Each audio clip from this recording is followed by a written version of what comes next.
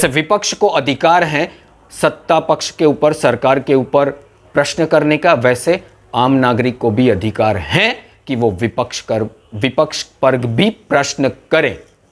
मणिपुर के लिए विपक्ष जितना आक्रामक दिख रहा है, क्या विपक्ष सच में मणिपुर के लिए चिंतित है?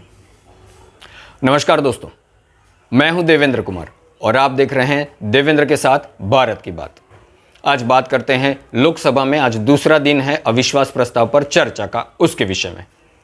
ऐसा कहा गया है कि आज 12 बजे राहुल गांधी जी सदन में अविश्वास प्रस्ताव में के लिए अपना वक्तव्य देने वाले हैं। काफ़ी समय से हम सुन रहे हैं कि और देख भी रहे हैं कि विपक्ष की ओर से मणिपुर हिंसा को लेकर काफ़ी हंगामा किया जा रहा है।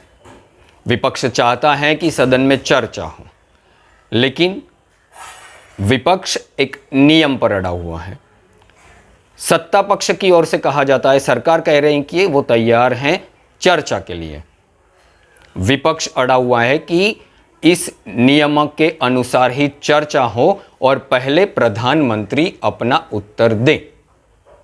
अब जिस नियम के ऊपर विपक्ष अड़ा हुआ है, उस नियम में कहीं पर भी ऐसा प्रावधान नहीं है कि प्रधानमंत्री को चर्चा शुरू होने से पहले उत्तर देना चाहिए। ये आपकी जानकारी के लिए हमने बताया, लेकिन विपक्ष अड़ा हुआ है और विपक्ष ने काफ़ी दिनों से इस विषय को लेकर संसद की कार्रवाई नहीं होने दी, हंगामा किया।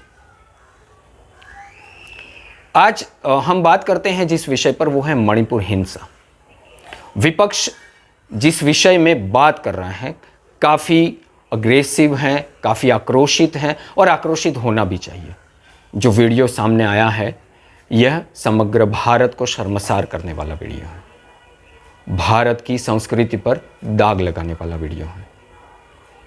तो इस विषय पर सभी बिल्कुल आक्रोशित हैं। भारत का प्रत्येक नागरिक इस विषय पर आक्रोशित है। भारत का प्रत्येक नागरिक चाहता है कि दोषियों को सजा दी जाए।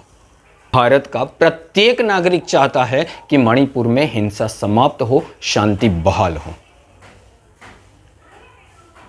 आज बात करते हैं इस विषय में, लेकिन इससे पहले आपको बताना चाहेंगे कि अगर आपको हमारा ये वीडियो पसंद आता है तो हमारे इस वीडियो को लाइक कीजिएगा, दोस्तों के साथ शेयर कीजिएगा और आपकी राय कमेंट सेक्शन में अवश्य बताइएगा। हाँ जी, सब्सक्राइब इस YouTube चैनल देवेंद्र के साथ भारत की बात को अवश्य कीजिएगा। तो बात करते हैं मणिपुर की। मणिपुर के लिए विपक्ष जितना आक्रामक दिख रहा है, क्या विपक्ष सच में मणिपुर के लिए चिंतित है? कुछ प्रश्न है, ऐसे ही नहीं कहते हम। प्रश्न तो जैसे विपक्ष को अधिकार है सत्ता पक्ष के ऊपर, सरकार के ऊपर प्रश्न करने का, वैसे आम नागरिक को भी अधिकार है कि वो विपक्ष पर भी प्रश्न करे। और हम आज यही बात करने जा रहे हैं। आपको ये बताना चाहते हैं कि विपक्ष ने मणिपुर के लिए जो आक्रोश दिखाया है कब से है। मणिपुर की हिंसा 3 मई 2023 से शुरू हुई। तब से लेकर अभी जो I.N.D.I.A. ये डॉट वाला जो विपक्ष बना हुआ है, इसमें से किस नेता ने मणिपुर के विषय में अपना स्टेटमेंट दिया था? गूगल बाबा है, सर्च करना चाहिए हमें। और केंद्रीय गृह मंत्री अमित शाह जी मणिपुर में 29 मई 3 दिन के लिए अपने दौरे पर गए थे। वहां पर उन्होंने अलग विभिन्न समाजों के नेताओं से मुलाकात की, राज्य सरकार से भी मुलाकात की, राज्य सरकार को कुछ आदेश भी दिए होंगे, शांति समिति भी बनाई, काफ़ी कुछ। 3 दिन रहे वहाँ पर।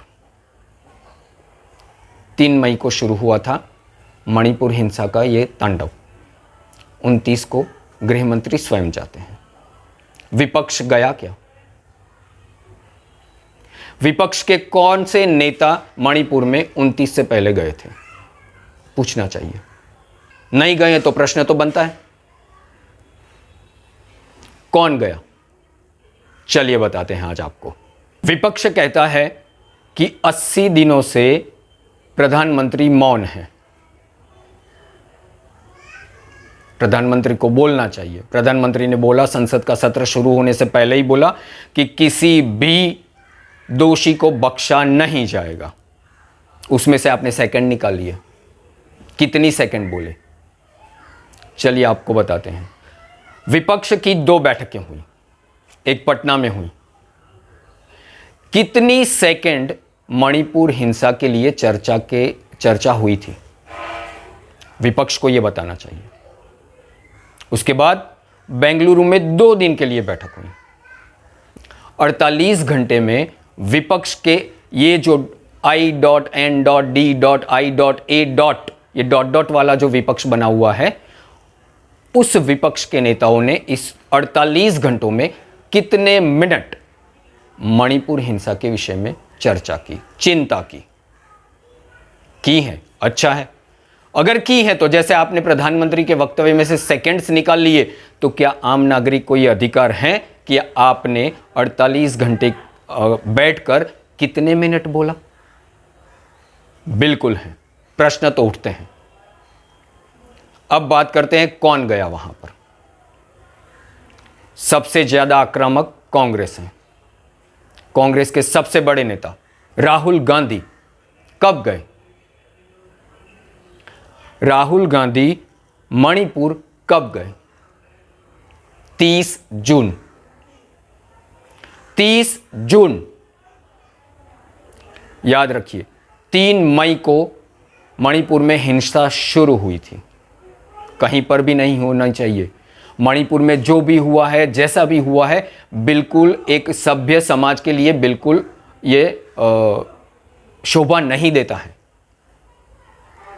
परंतु उस पर राजनीति क्या शोभा देती है?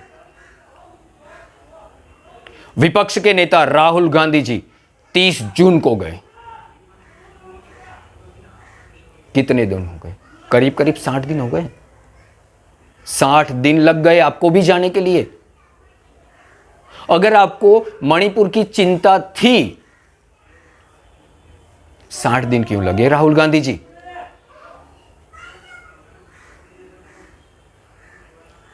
चलिए अब विपक्ष पर आते हैं। विपक्ष ये जो I.N.D.I.A. ये जो विपक्ष बना है, उसका एक प्रतिनिधिमंडल कब गया? 30 जुलाई को।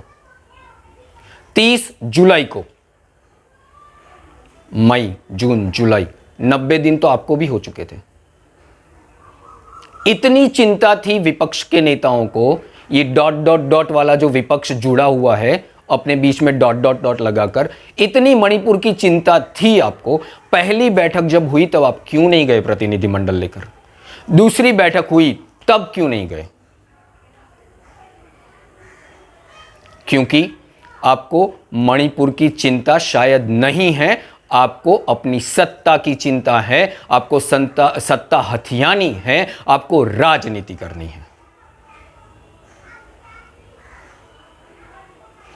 आप विपक्ष का प्रतिनिधिमंडल जाकर वापस भी आ गया, अपने फीडबैक किसी को दिए?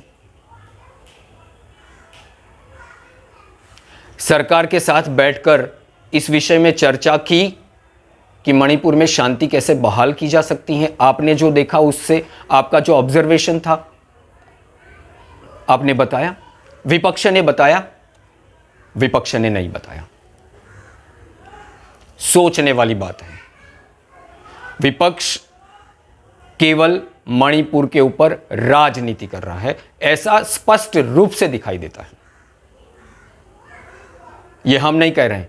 ये जो तारीखें, इनकी जो बातें हैं, वह स्वयं बयां कर रही हैं, स्वयं बोलती हैं। विपक्ष ने सोचना चाहिए। राहुल गांधी आज संसद में आएंगे, अविश्वास प्रस्ताव के ऊपर बोलेंगे और मणिपुर के ऊपर भी बोलेंगे। आप स्वयं कितने दिन बाद गए थे? किसी ने तो यह प्रश्न पूछना चाहिए, कोई नहीं पूछ रहा है। चलिए मणिपुर की बात करते थे हम। मणिपुर में जो अब तक की तारीख 3 मई से लेकर अब तक जो थी, हमने आपको बताई हैं। आपको तय करना है कि विपक्ष मणिपुर के लिए सच में वास्तविकता में चिंतित है या केवल राजनीति कर रहा है। आपकी राय कमेंट सेक्शन में अवश्य दीजिएगा और हमारी यह यूट्यूब चैनल देवेंद्र के साथ भारत की बात सब्सक्राइब अवश्य कीजिएगा। बहुत बहुत धन्यवाद।